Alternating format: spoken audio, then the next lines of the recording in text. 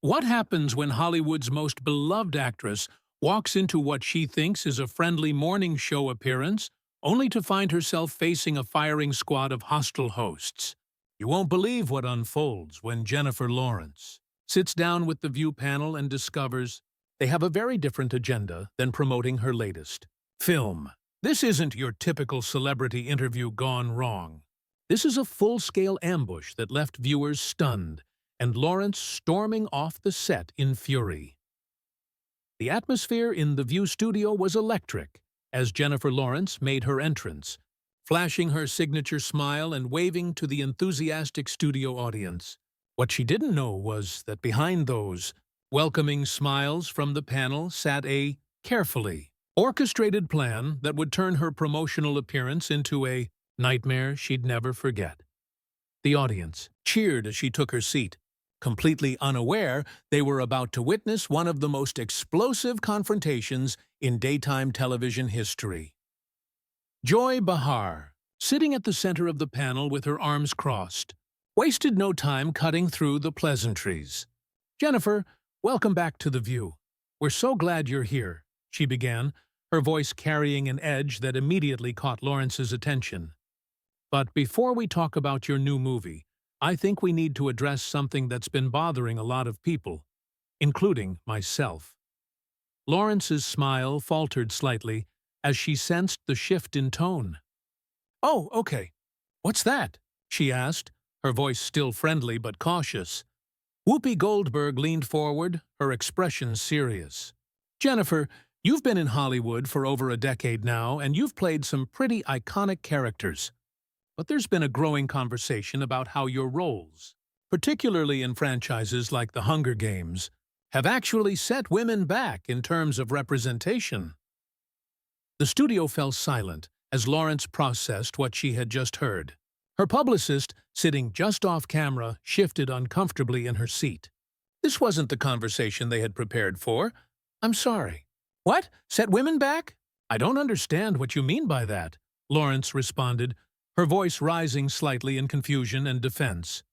Sunny Hostin jumped in, her lawyer instincts kicking in as she prepared to build her case. "What we're saying, Jennifer, is that your characters often portray this idea of the cool girl, who's supposedly strong and independent, but when you really look at it, they're still defined by their relationships with men. Katniss Everdeen, for instance, spends most of the series torn between two male love interests while supposedly saving the world." Lawrence straightened in her chair, the first wave of genuine anger washing over her. "Are you seriously suggesting that Katniss Everdeen, a character who literally leads a revolution and sacrifices everything for her people, is somehow anti-feminist because she has feelings for people?" Her voice carried a sharp edge that made everyone in the studio sit up and take notice. Joy Behar wasn't backing down. "But that's exactly the problem, Jennifer. You've created this template where young girls think they can only be strong if they're also romantically desirable to men. It's the male gaze wrapped up in warrior clothes." The accusation hung in the air like a toxic cloud. Lawrence's face flushed red as she struggled to maintain her composure. "I didn't create anything. I played characters that were written by other people, and those characters resonated with millions of young women around the world who saw themselves represented in a way they never had before." Sarah Haynes, who had been quietly observing, decided to pile on.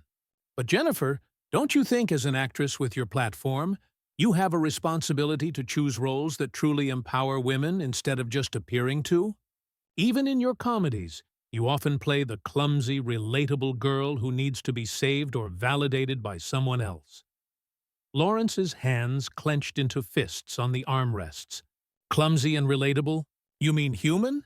You mean flawed? I'm sorry that my characters aren't perfect feminist warriors who never stumble or need help from anyone. Maybe that's because real women aren't perfect feminist warriors." The tension in the studio was palpable as audience members exchanged uncomfortable glances. What had started as a celebrity interview was quickly spiraling into something much more hostile. Whoopi Goldberg, sensing the rising heat, decided to turn up the pressure. Jennifer, I think what we're trying to say is that your brand of feminism feels performative. You talk about equality and women's rights, but then you take roles that perpetuate harmful stereotypes. You've essentially become the poster child for fake feminism in Hollywood. The words hit Lawrence like a physical blow. Her mouth dropped open in shock and disbelief. Fake feminism? Are you kidding me right now? I've spent my entire career advocating for women's rights, equal pay, and representation. I've put my money where my mouth is, and you're sitting here telling me it's fake? Joy Behar leaned back with a satisfied smirk. Actions speak louder than words, Jennifer. And your actions on screen have consistently reinforced the idea that women need to be palatable to men to be successful.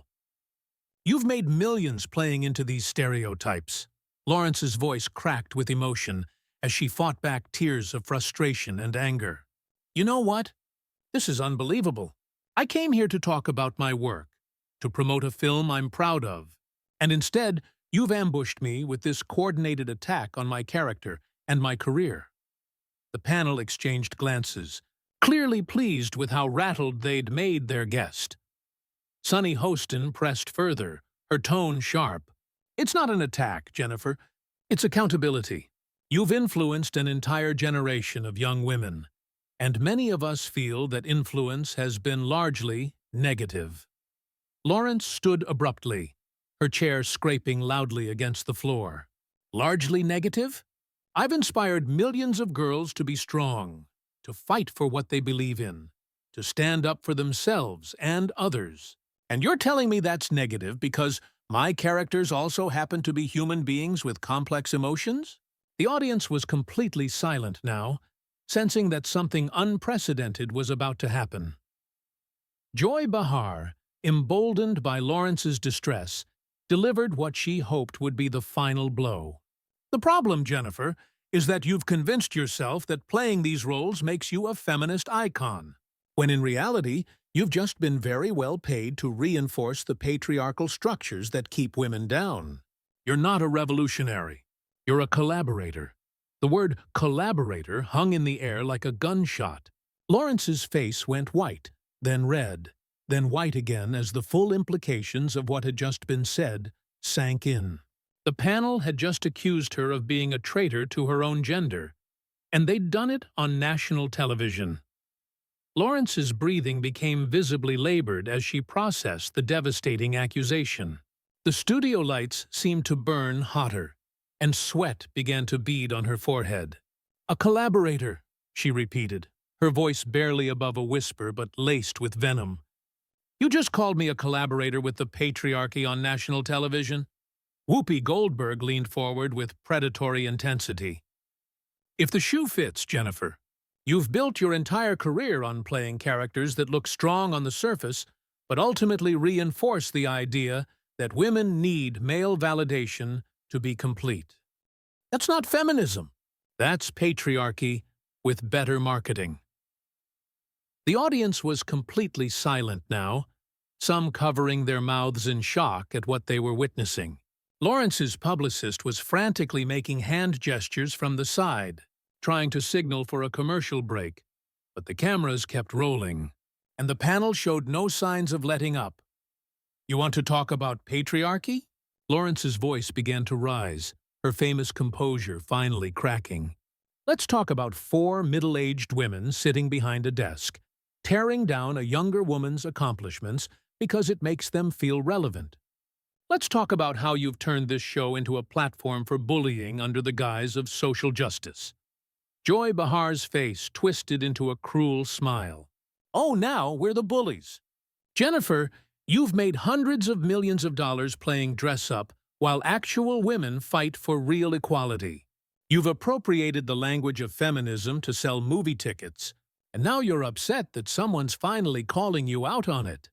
Sarah Haynes, who had been relatively quiet during the exchange, suddenly found her voice and decided to join the feeding frenzy.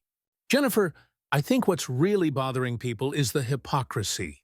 You give speeches about women's empowerment at award shows, but then you star in movies where your character's main motivation is winning the affection of a man. You can't have it both ways. Lawrence's hands were shaking now, her anger reaching a boiling point that everyone in the studio could feel. You're right, Sarah. I can't have it both ways. I can't be a human being with flaws and complexities while also being your perfect feminist symbol. I can't portray realistic women who have romantic feelings alongside their strength and independence. According to you, I have to choose between being a warrior or being a woman. Sunny Hostin, her legal background showing as she prepared to deliver what she thought would be the final argument, straightened her papers dramatically. That's exactly the problem, Jennifer. You've perpetuated this false choice for an entire generation. You've told young girls they can be strong as long as they're also sexy, relatable, as long as they're desirable to men. That's not empowerment. That's just patriarchy rebranded. The accusation hit Lawrence like a physical slap. Her face contorted with rage as she stood up so quickly that her chair rolled backward, crashing into the backdrop behind her.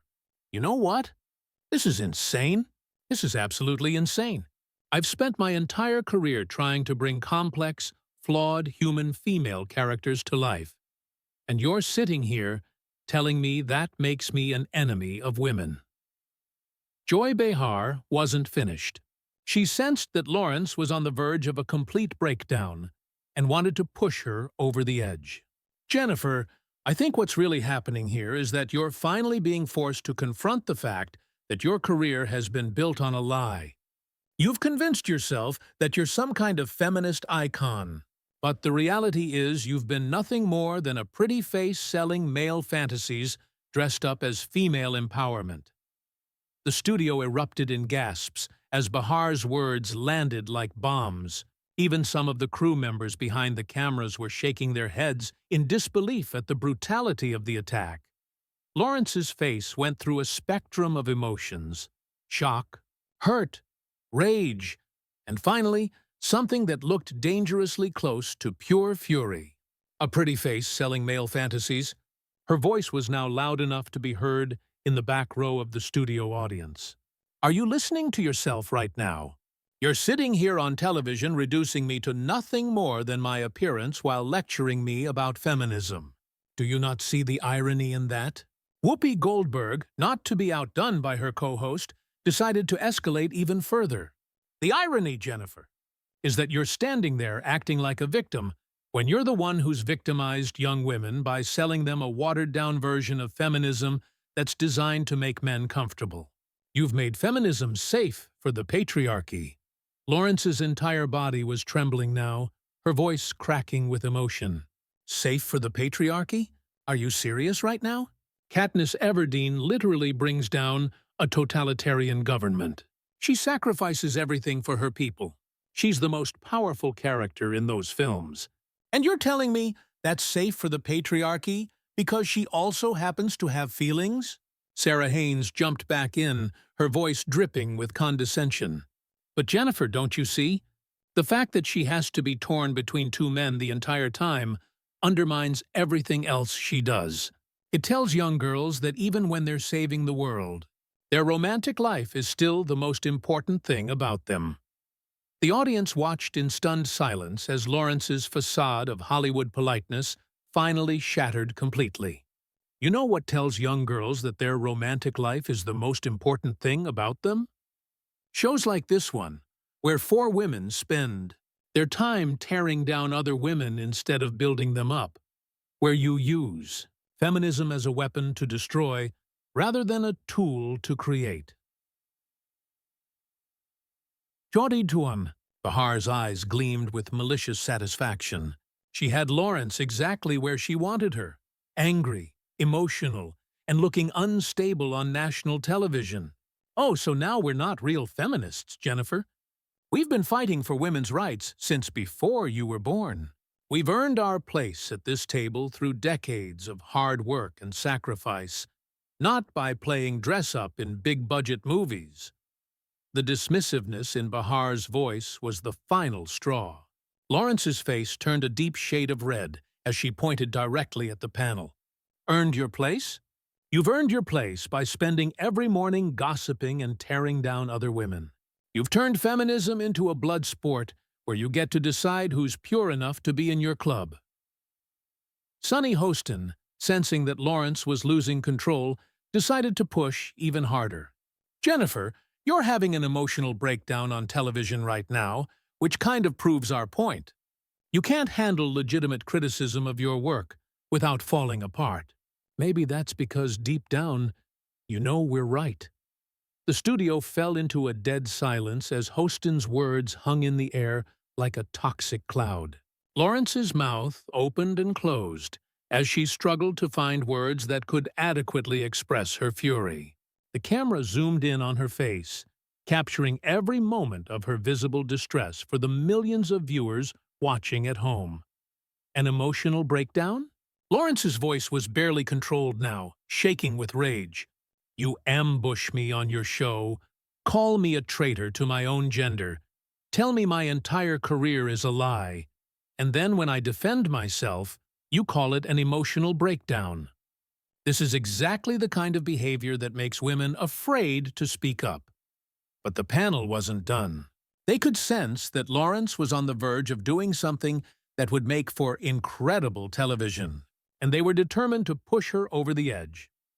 Whoopi Goldberg leaned back in her chair with a satisfied smirk, clearly enjoying the spectacle she and her co-hosts had created. Jennifer, you keep talking about defending yourself, but what you're really doing is proving that you can't handle the truth. The truth is that you've built your entire identity around being America's sweetheart, and now that someone's finally telling you the reality of your impact, you're falling apart.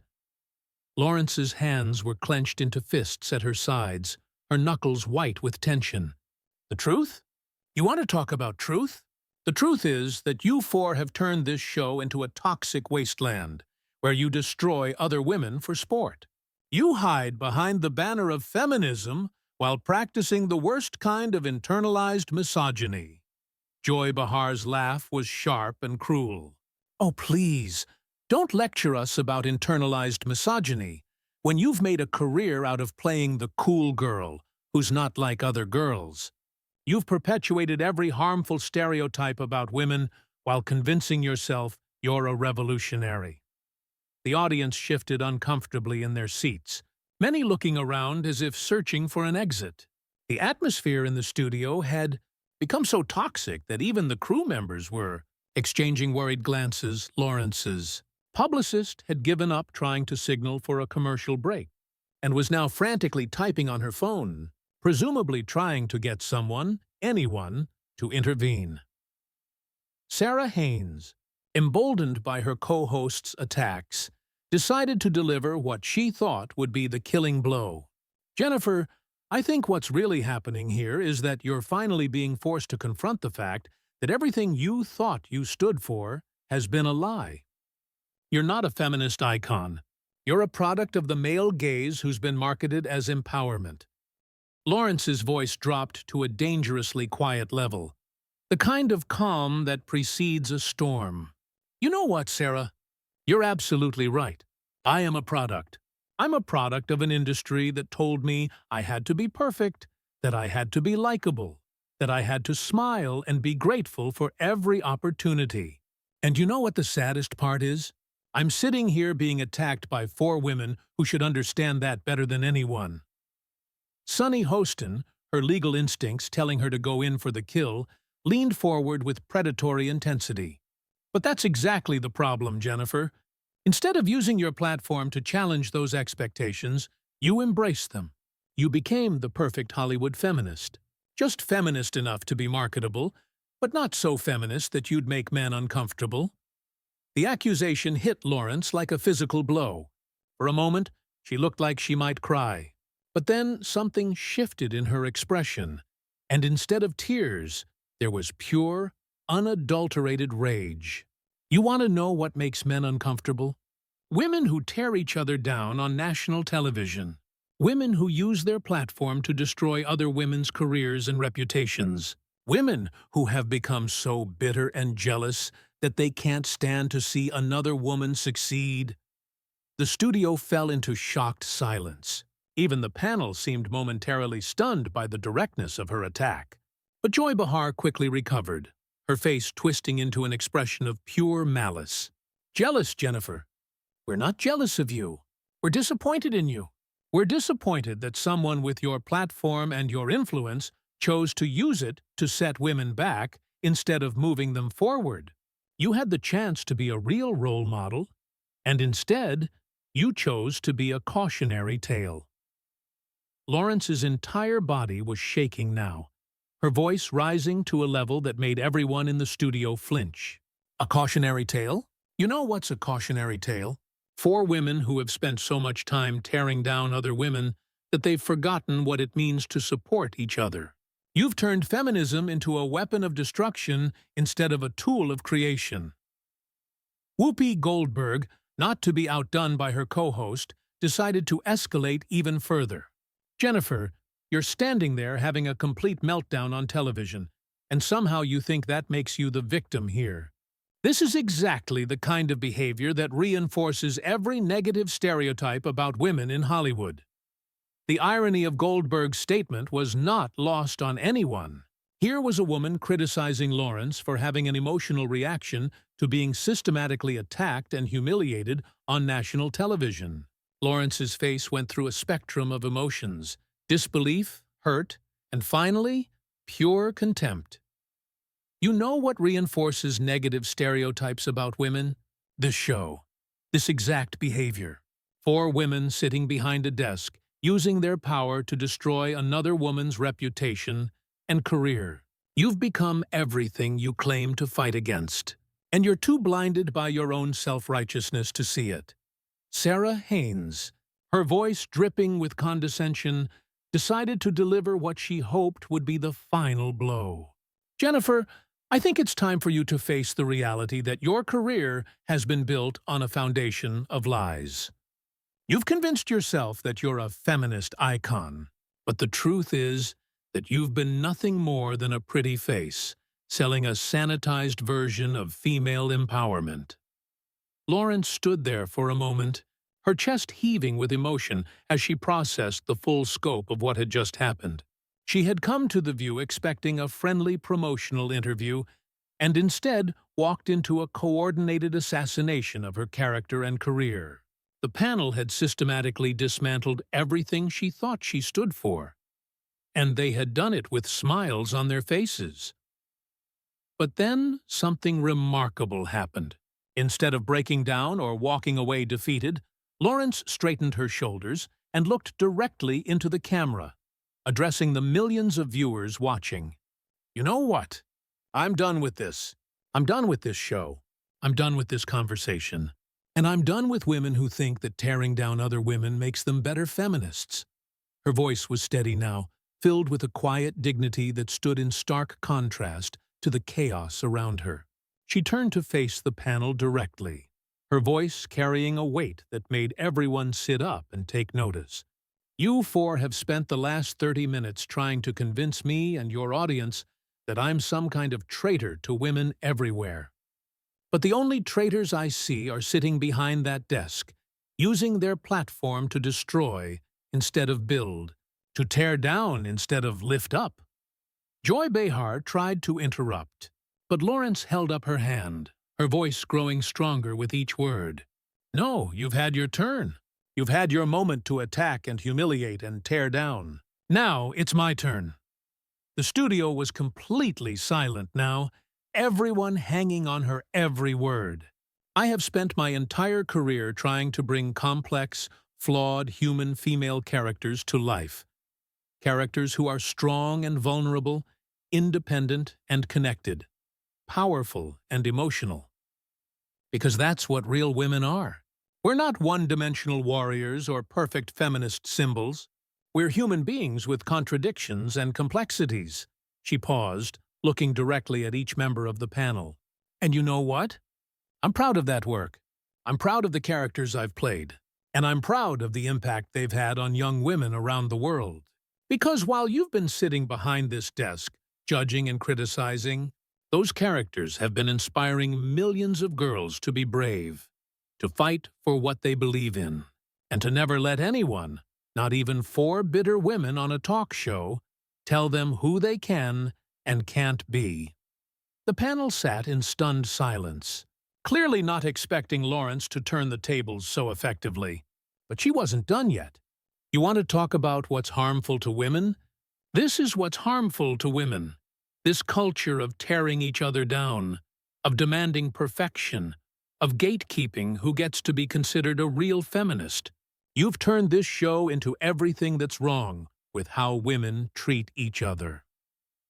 Lawrence walked over to the small table where her water bottle sat, picked it up, and took a long drink, letting the silence stretch until it became almost unbearable. When she finally spoke again, her voice was calm but filled with unmistakable authority. I came here today to talk about my work, to connect with your audience, and to promote a film that I believe in. Instead, I've been subjected to a coordinated attack on my character and my career. But you know what? I'm grateful for it, because it's shown me exactly who you really are, and it's shown your audience exactly what this show has become. She began walking toward the exit, her head held high, her dignity intact despite everything that had happened. I feel sorry for you. I feel sorry that you've become so consumed with tearing down other women that you've forgotten what it means to support each other. And I feel sorry for your audience, who tune in every day hoping to see women lifting each other up, only to see this toxic display instead. As she reached the edge of the set, Lawrence turned back one final time, her voice carrying to every corner of the studio. To any young women who might be watching this, here's what I want you to know. Don't let anyone, not these women, not anyone, tell you how to be a feminist. Don't let them tell you that you have to choose between being strong and being human, between being independent and having relationships, between being a warrior and being a woman. You can be all of those things, and you don't need anyone's permission to be yourself. With that, Jennifer Lawrence walked off the View set, leaving behind 4 stunned hosts and a studio full of people who had just witnessed something unprecedented in daytime television. The cameras kept rolling as the panel sat in shocked silence, clearly unsure how to recover from what had just happened. The aftermath was swift and brutal. Social media exploded with clips of Lawrence's final speech, with millions of viewers expressing their support for the actress and their disgust with the View's behavior. The show's ratings plummeted as sponsors pulled their support, and the panel found themselves facing the very public accountability they had tried to force on their guest. Jennifer Lawrence had walked into The View expecting a friendly interview, but she walked out having delivered one of the most powerful defenses of women's complexity and humanity ever captured on television. In the end, the women who had tried to tear her down had only succeeded in proving exactly why her voice was so important in the first place.